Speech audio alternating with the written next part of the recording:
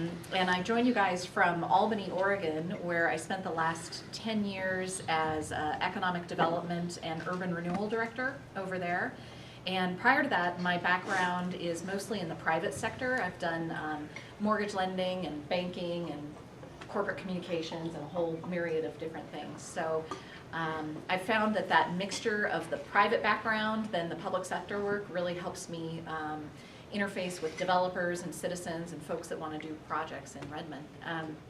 So I told this story last night, so I apologize, both the counselors have already heard it, but in preparing for this job, which I was super excited about, partially because I knew Keith, the city manager, from his time up at PDC, he and I had worked together, but also partly because of the great things you guys are doing here. But in preparation for the job, I went around and did 14 informational interviews with some policymakers, with some citizens, some business owners, really trying to understand and learn about what Redmond's got going on. And the more I heard, the more excited I became. And one of the things that I think really excited me was when I heard business owners in Redmond saying that the city of Redmond was entrepreneurial in spirit, that they were this great flexible organization to work with. And I thought, that's a place I want to be. And then of course all the great projects that you guys have going on. The Hope Park that you guys helped fund, I was blown away with the partnership that existed in the community, and I just thought, man, I want to be a part of that. So I worked my tail off and went through the interviews and ended up being the one. But really excited to join. Great team of people at the city. And I would just say to you all, as I come in, if you have questions, if there's something you need on the city side, please feel free to call upon me. And if I don't know the answer, I'll bird dog it and find it and get you headed in the right direction. But thanks so much for having me, and I'd be happy to answer any questions if you guys have them. Sure, yeah. Kate, I think you should be honest about why you came here. That you were tired of being the hub of the Willamette Valley and you want to be the hub at Central Oregon. Yeah, no, it's interesting. It's very interesting. So Albany is known as the hub of the valley, and it's so interesting, these parallels. There's quite a few parallels between our two communities, both being hubs. There is an interesting dichotomy in Albany with Albany and Corvallis. Oh, and I should have mentioned too, for my Beaver fan friends in the room, both my degrees, my undergraduate and my master's in public policy, are both from Oregon State. My husband and I, and just to rub it in a little more, but we got engaged at the Civil War game of 2000, which you may remember was Joey Five Pick's last game. And it was up on the Jumbotron, and I was totally blown away. It says, "Kate, will you marry me? Love, Rod." We had season tickets that year. And I'm like, that's awesome. Like, who's Kate? No, it's you. But I sat through that game and I wondered, like, God, I mean, that was a tough season with Joey Harrington. It was like, God, what if we lose? Is that like some omen for our marriage? But we won, and we've now been married 15 years, and I've got 2 daughters, and I'm happy to be here. So, anyway, thank you very much. Thank you.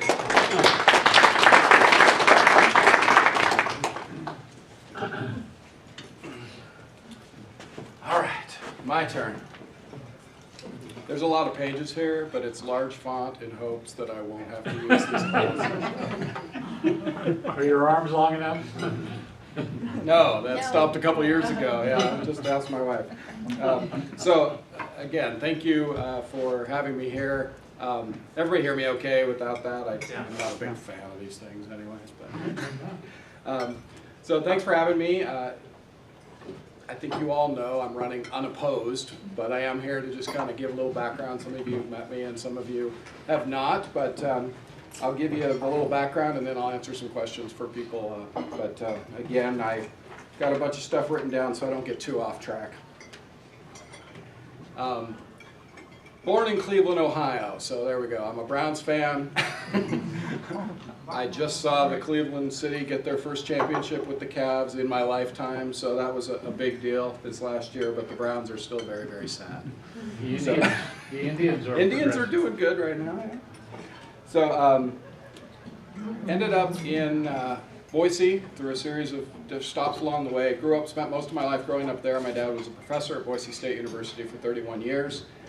I was there as a season ticket holder long before they had blue turf, so I'm not a Fairweather new fan since they were winning, although they did do quite well back in those days too with a junior college national championship and a 1AA national championship. So we're still trying to get the trifecta, get the big one here.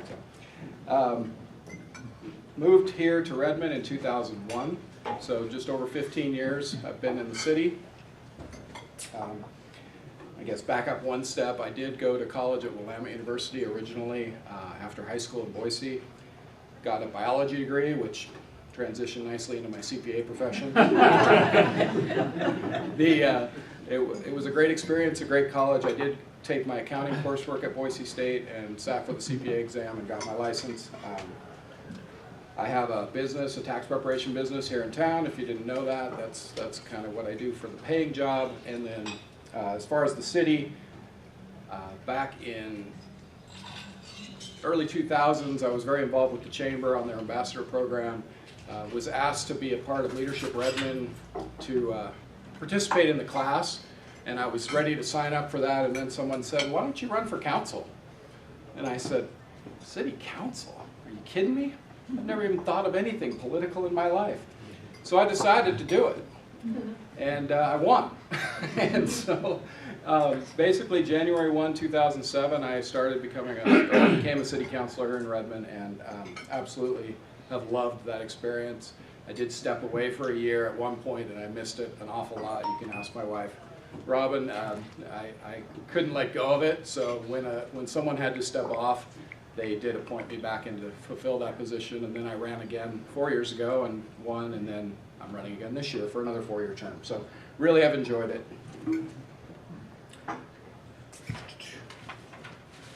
All right, so I did not mention my wife Robin, who's here today. We've been married 25 years. That's really awesome in my opinion, and we have 2 kids, ages 21 and 19 now, so they're both out of college. They both went through the complete education system here in Redmond. Started in 1st grade and graduated. My son actually graduated from Redmond in the last class before Ridgeview opened, the last big senior class, and my daughter graduated from Ridgeview. So we have rivals in the same house without moving. So it's just the way it worked out with the new school being built. Okay, why am I running? I just have a really strong interest in staying involved, excuse me, with the future, and I feel like I represent the business people and the families in this community really well with my background, the fact that I've had a downtown business for most of this time. I've been an owner of that business since 2004, and again, my kids went through the school system, so I really feel like I have a good connection to that, both those demographics as far as that goes. I will continue to be a positive force, and I will thoughtfully analyze all the issues. That's kind of my thing. I don't. If you watch many of the meetings, I don't say a lot because I'm usually processing. I mean, I am an accountant, so I guess I'm an introvert. I don't know. That's what they tell me. And so I usually am processing things in my head quite a bit, and try to have very thoughtful, educated responses when I do speak on that. But my goal is to be as educated as possible on all the issues. The budget that we deal with is something we must continually evaluate.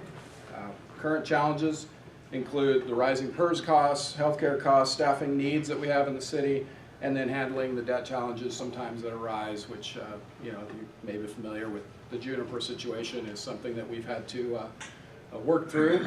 I do feel like this is a great asset for our community, and I have no issue personally with the fact that we contribute general fund dollars to it. I feel like it is an incredible asset for the city of Redmond, and so, but we'd love to contribute a little bit less if we could possibly, so that's always a goal every year, right? Did you get that part, Travis?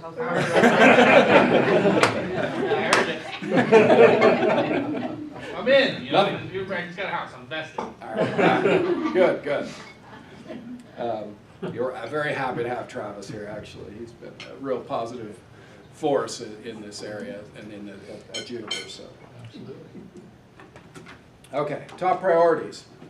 I feel it's very important for the city of Redmond to continue to partner with the Chamber, with READY, with EDCO, and support existing local businesses as well as welcoming new businesses to the community. We need to provide a continual kind of new living wage jobs. Our manufacturing jobs typically pay a little better than the retail and those types of service jobs, so those are really good for the area. From 2010 to 2015, there was actually a 41% increase in manufacturing jobs in Redmond. I feel like that's something that needs to be celebrated. We are a city that is providing a lot of jobs. George Endicott, mayor, tends to acknowledge this fact quite often. We actually import more jobs from Bend than we export. So it means we bring more people in for work here than we send to other communities, and that's a great thing.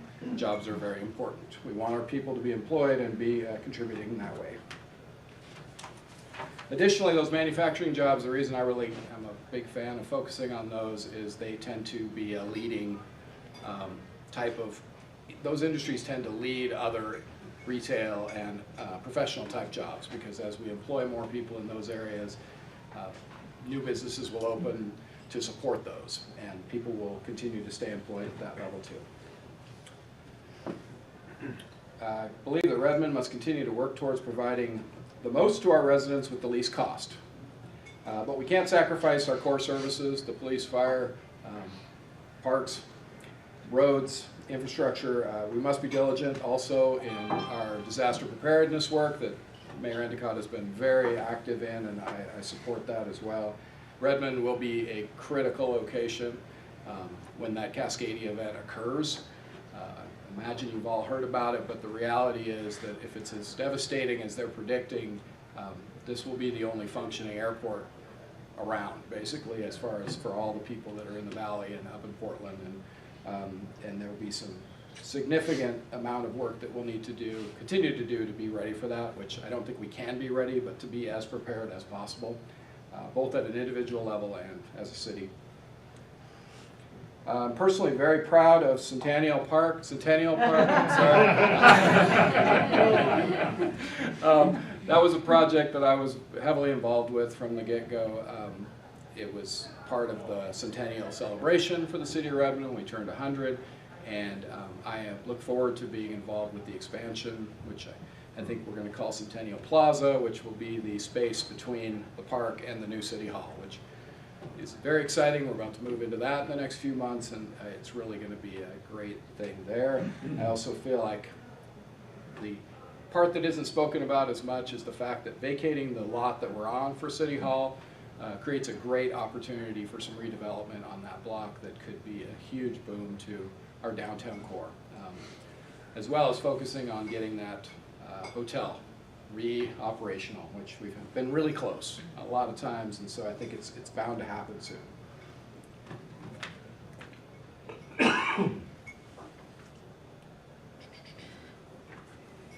I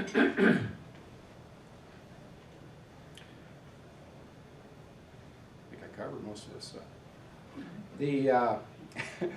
There's a lot going on in the city. You may or may not be aware of all the different districts.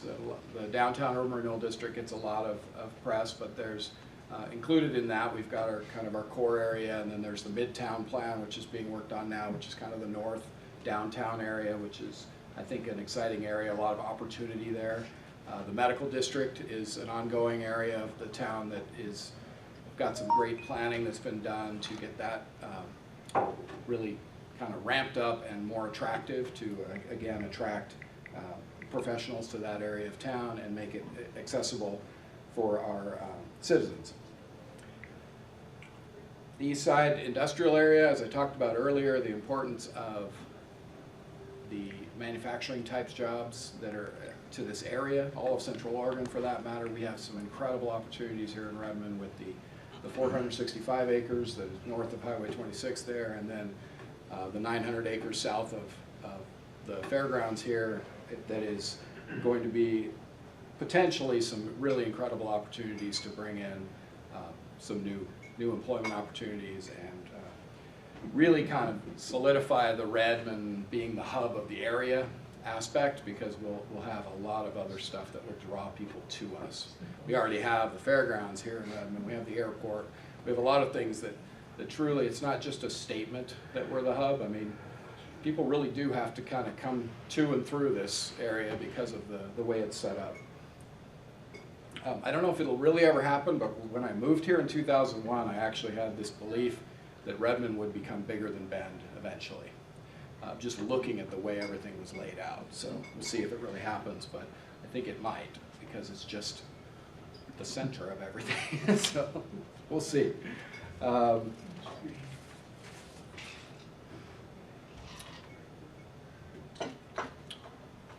The city has a great working partnership with the school district, in my opinion, here, and we need to maintain that.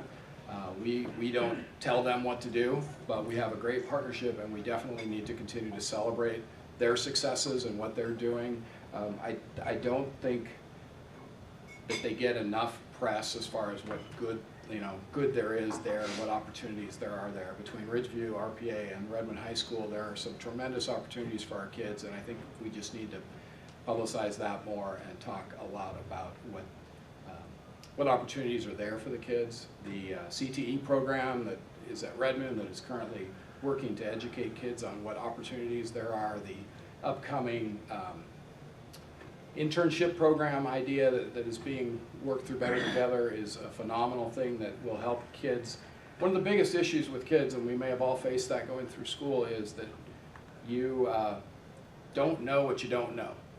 So meaning you may have heard of what an accountant is, or you may have heard what it means to work in a manufacturing job, but to experience it and see it firsthand really opens your eyes to the realities of what it is and what opportunities it is and what you like and dislike too. So I think it's really important that we do that, give these kids the opportunity. And it's not just kids. I mean, it'd be great to see some of the people who are already graduated too have those opportunities to experience this. We just had the Made in Redmond tour last Friday, where a small group of us went around and saw 4 of the manufacturing companies here in Redmond and got to see it firsthand inside. And it's incredible what we have going on right here in our own backyard. Most of those companies, most people in the community don't even know they're there, what they do, how much they sell outside of the area. It's pretty incredible.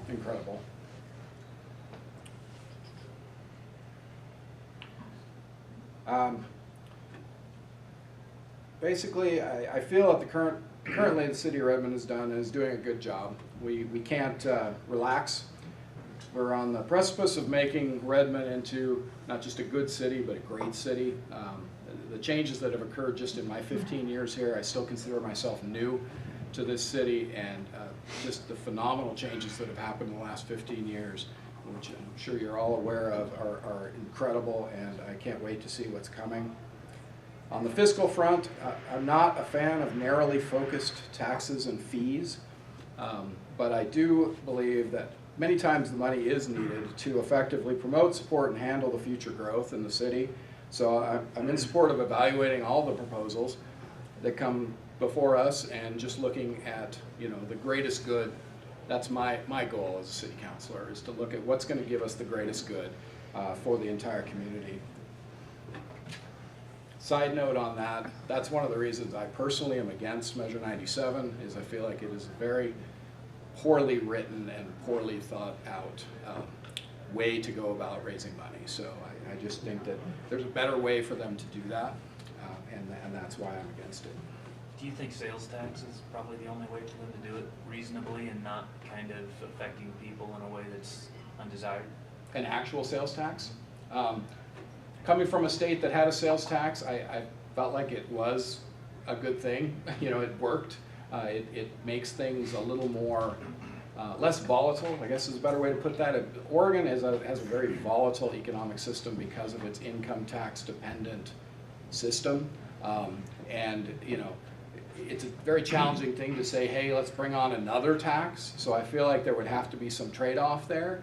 But I do think it would help smooth out the peaks and valleys that this state goes through when it comes to the revenues and the recessions and those kinds of things. Compared to other states, we drop a lot farther during recessions than other states around us that do have sales tax.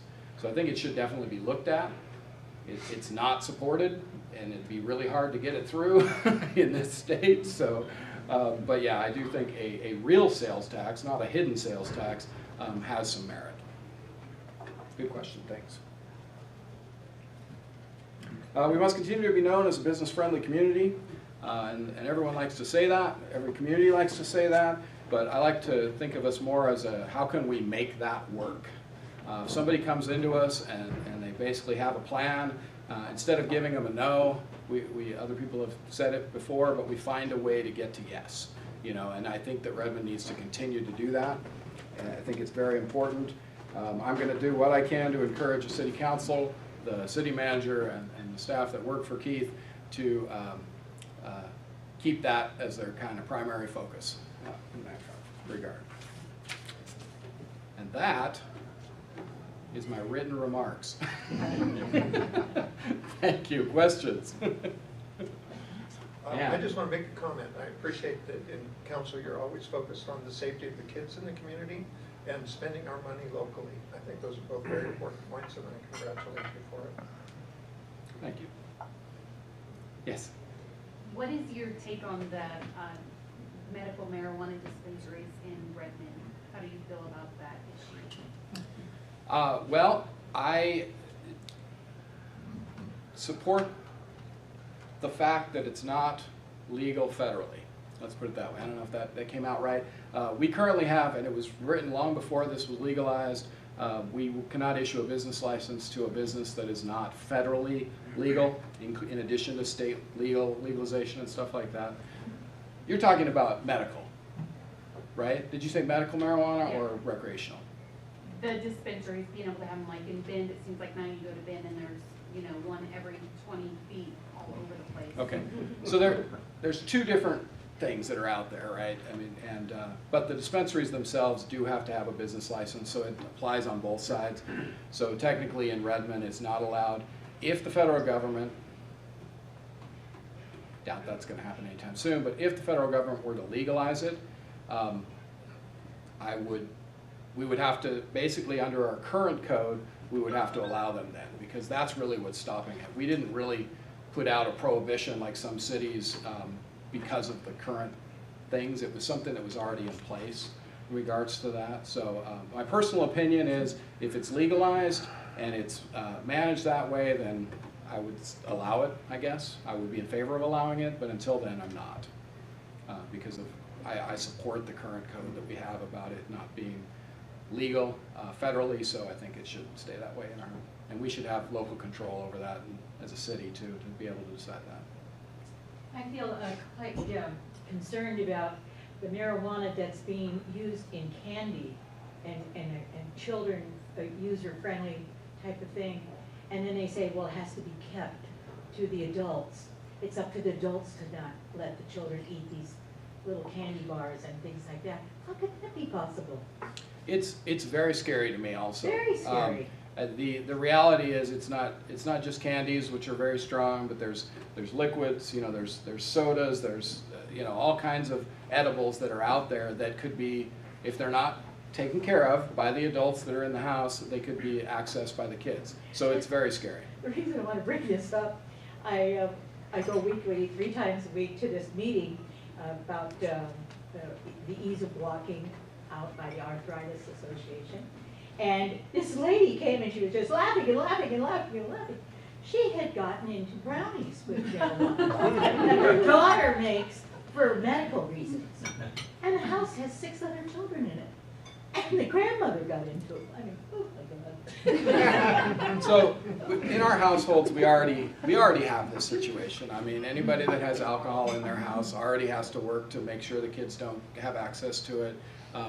Anybody that has a weapon in their house has to, you know, be smart about it and make sure the kids can't get into it accidentally and those kinds of things. So it already exists that we need to have controls on that.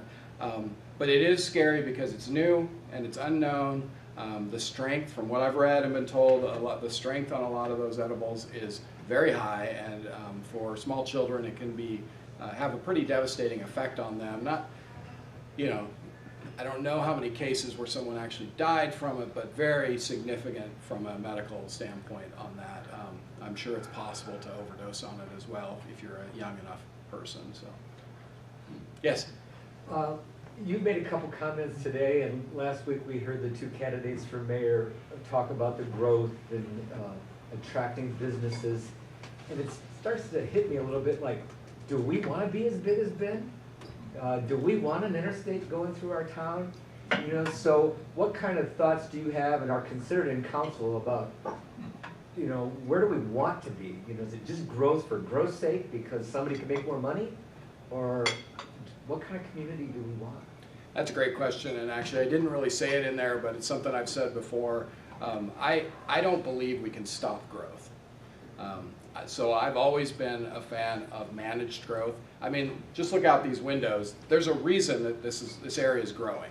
I mean, it's a gorgeous place to live, and I myself moved here without a job. A lot of people move here without a job. Unemployment rate went up last month or the month before just because people moved here, not because people lost jobs.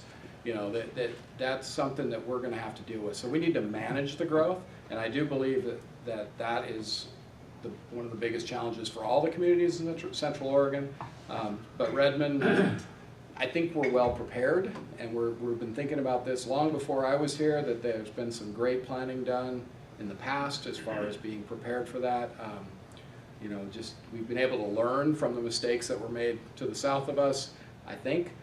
Believe that helps having a city down the road that has already gone through some of these challenges. But I don't think we're going to stop the growth, so I just think we have to really focus on managing it very well. That actually leads into my question is, I think Redmond's done a great job of taking care of its infrastructure, roads, sewers, water lines, that kind of stuff. But what projects are there out there 5-10 years from now that are going to cost the city a lot of money that we're planning for now?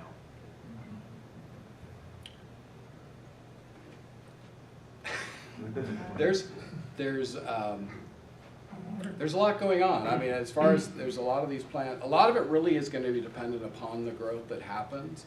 But we're, you know, Ann was a big proponent of the East Side Sewer Interceptor, making sure we get that done sooner than later. You know, so there's a lot of this stuff that has been planned for this growth in the future. But certain things like that we're investing in now is kind of a build it and be prepared, not necessarily a build it and they will come, but build it and be prepared for the companies that may want to come here and bring those things. We need to make ourselves attractive and be prepared. But the reality is that kind of stuff, you know, our sewer plant is in great shape. We're working on the East Side Sewer Interceptor. The water system, we're blessed to live in an area where the water is good. There's really, you know, a lot of positives that, again, before I was even here, that people had thought of. The roads, we've stayed on top of it, and as you see in Bend, if you fall behind, it gets really hard or extremely expensive to try and catch up. So I think that maintenance becomes important. You know, there's South 97. Yeah, I mean, Could answer his question. there's some really critical parts, and she just touched on one. The South 97 corridor is going to be something that we need to continue to work on. We are working on it currently. It's going to be a long process working with ODOT because the highway is there, but it is something that's going to have to be continue to be dealt with because of the challenges it faces with the amount of traffic coming through there, the canal, the railroad, the road, all that. There's a small area there, so it's a very challenging area, but I believe we can find a way, a solution. The ring road system will really help with some of that too if we can continue to work towards that, which is the Helmholtz kind of all the way around. Potentially, if we can get the funding from the state, the quarry intersection that would allow the east, I talk with my hands because I'm Sicilian, that will allow this 19th Street would eventually, hopefully, if the county can get on board with that too, would connect as well to that, and that would help to take some of that pressure off the core. But really, other than that, I mean, there's things going on at the airport that it's kind of an ongoing, the resurfacing, which will make those runways good for a long time, 50 more years before they'd have to do another one of these complete tear downs, I believe, is what I was told. So yeah, I don't know if that totally hits on your question, but there is a lot of stuff that's been going on for a while, that's still going on, that's coming. And Related to that, when new businesses come in, part of their fee base is providing for the infrastructure that's gonna supply them. Is that the way it's designed in terms If of they- developmental fees and things of that nature? Yeah, if they construct a building, there's definitely a lot of that. If they buy the property, there's usually agreements. I mean, we do have incentive programs. Do you want to sneak out? Yeah, thanks. Thanks. I have That's a me. meeting, you guys. Thank you for Yeah. having me. Yeah, Thanks, Kate. Very sad. Yes, I was Yeah. trying to make sure that you could sneak out.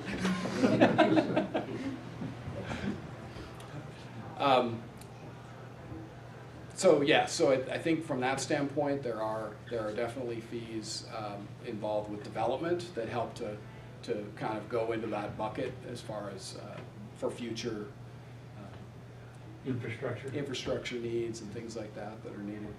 There's also something, you saw it in the paper recently, this potential for Uber and Lyft, those types of ride-sharing companies to show up here in Central Oregon.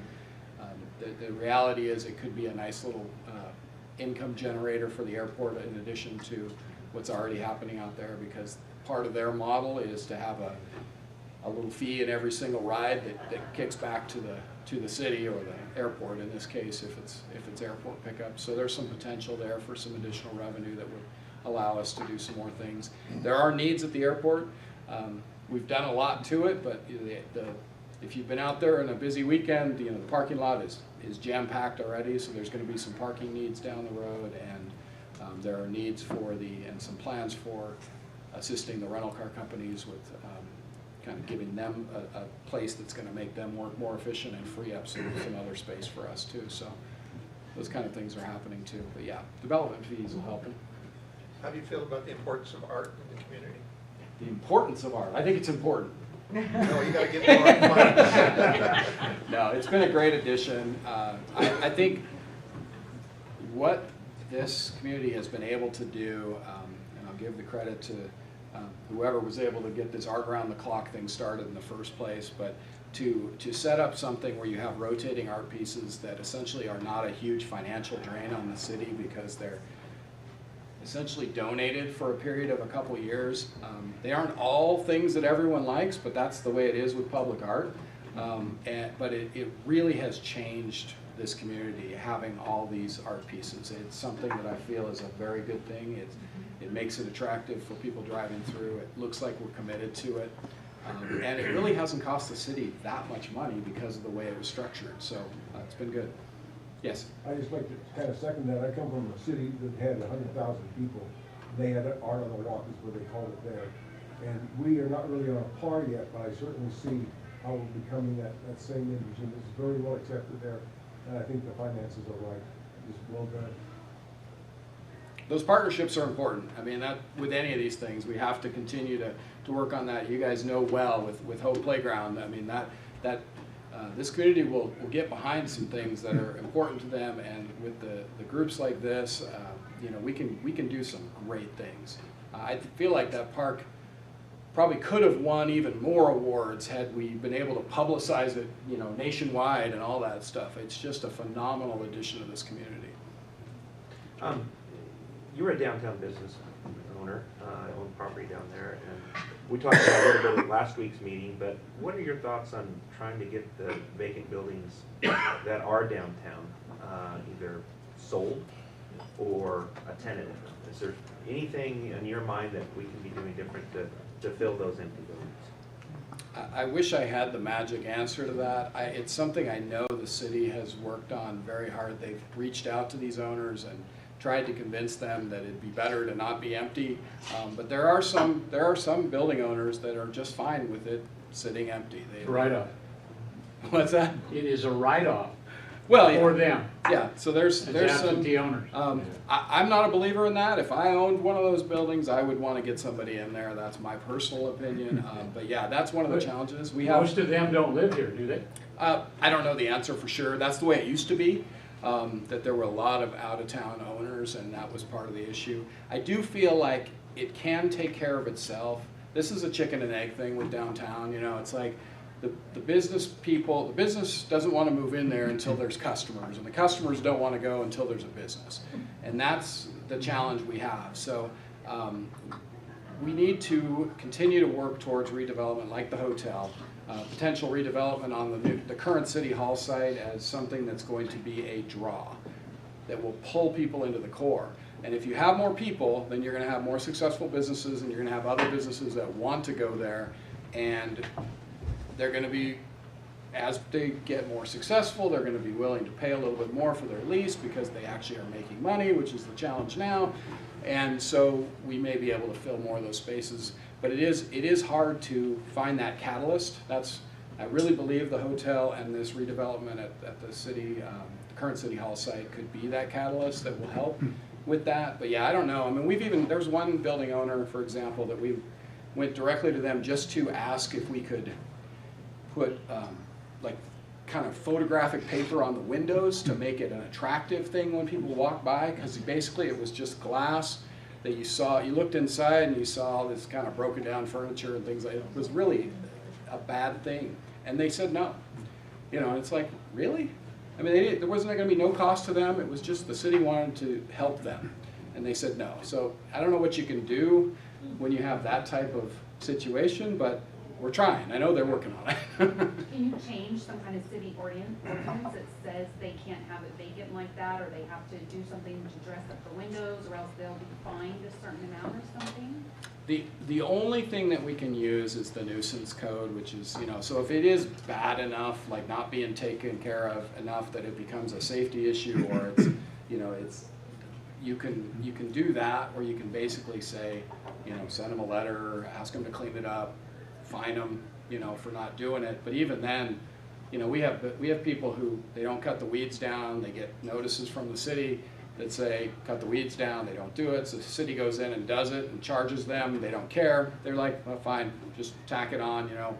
They basically, a lien gets filed against it, and when the building sells, the city will get the money back, but it doesn't really make the building owner do anything different. So I don't know that there's any other way we could do that other than through the nuisance code part of it. I know we've talked about it a lot over the last 10 to 15 years, because I've been part of the downtown business owner group also during that time, the various ones that have been here for the last 15 years, but it's a common theme, and it's something we all want to see change, that's for sure.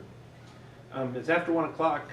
People want to stick around and ask some questions. I'm sure Joe would like to, would stick around for that, but meeting is adjourned. Joe, thank you for your time. And appreciate your vote.